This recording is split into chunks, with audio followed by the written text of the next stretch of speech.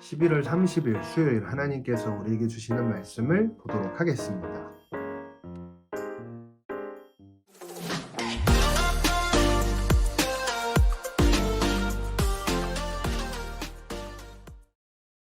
악인의 죄악이 내 마음에서 말하기를 자기 눈앞에는 하나님을 경외하는 마음이 없다고 합니다. 자기 범죄가 드러나지 않을 것처럼 눈에 자기밖에 보이지 않는 듯 우쭐대고 있습니다.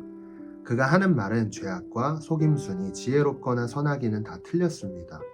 그는 잠자리에 누워서도 음모를 꾸미고 스스로 좋지 않은 길에 발을 내디디며 악한 것을 싫어하지 않습니다. 오 여호와여, 주의 인자하심이 하늘에 있고 주의 신실하심이 구름까지 닿습니다. 주의 의는 거대한 산과 같고 주의 판단은 크고 깊습니다. 오 여호와여, 주께서 사람과 동물을 모두 돌보십니다. 오 하나님이여, 주의 변함없는 사랑이 얼마나 소중한지요. 사람의 자손들이 다 주의 날개 그늘 아래 피합니다. 그들은 주의 집에 기름진 것으로 배부를 것입니다. 주께서는 그들에게 주의 기쁨의 강물을 마시게 하실 것입니다. 생명의 샘물이 주께 있으니 주의 빛으로 우리가 빛을 볼 것입니다. 오 주를 아는 사람들에게 주의 사랑을, 마음이 올곧은 사람들에게 주의 의를 베푸소서. 오만한 사람들의 발이 나를 쫓아오지 못하게 하시고 악인들의 손이 나를 제거하지 못하게 하소서. 범죄자들이 넘어져 있습니다. 저들이 엎어졌으니 다시 일어서지 못할 것입니다. 아멘. 오늘 본문 말씀에서 하나님을 경외하지 않는 사람에 대해서 이야기를 해주고 있는 것을 보게 되는데요. 하나님을 경외하지 않다라는 사람들은 하나님을 두려워하지 않는 모습을 볼 수가 있습니다. 그렇기 때문에 선한 것인지 악한 것인지 이것을 구별하지 않고 나에게 좋다면 그것을 선택하면서 살아가는 모습을 보는데요. 자신의 욕심을 채우기 위해서 남들까지 이게 짓밟아 버릴 수 있는 그런 삶이 바로 오늘 본문에 얘기하는 하나님을 경외하는 마음이 없는 그런 사람들의 모습을 볼 수가 있습니다.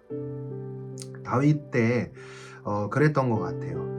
세상 사람들은 항상 나의 유익을 위해, 나의 만족과 유익을 위해서 누군가를 짓밟아도 그저 그렇게 그랬던 모습이지만, 하나님을 두려워하고 하나님을 경외했던 사람들은 오히려 더 손해보면서 살아가는 삶을 선택하면서 살아가는 모습들을 보게 되는데요. 그 대표적인 인물이 오늘 본문을 기록한 바로 다윗의 모습이었습니다.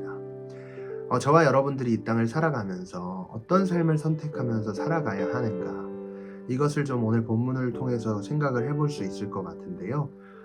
바로 하나님을 위해서 피곤하고 고단하고 지치고 힘들지만 그 삶을 선택할 수 있는 사람이 바로 하나님을 경외하는 사람이다 라고 저는 정리를 해보고 싶습니다.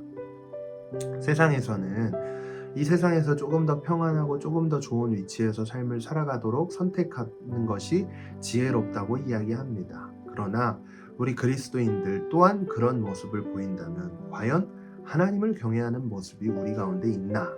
이걸 오늘 본문 말씀을 통해 생각해보고, 오늘의 삶 속에서 주어진 선택의 갈림길들이 다 있을 텐데 어떤 선택이 하나님을 경외하는 것이며 하나님을 영화롭게 하는 것인지 한번 고민을 해봤으면 좋겠습니다.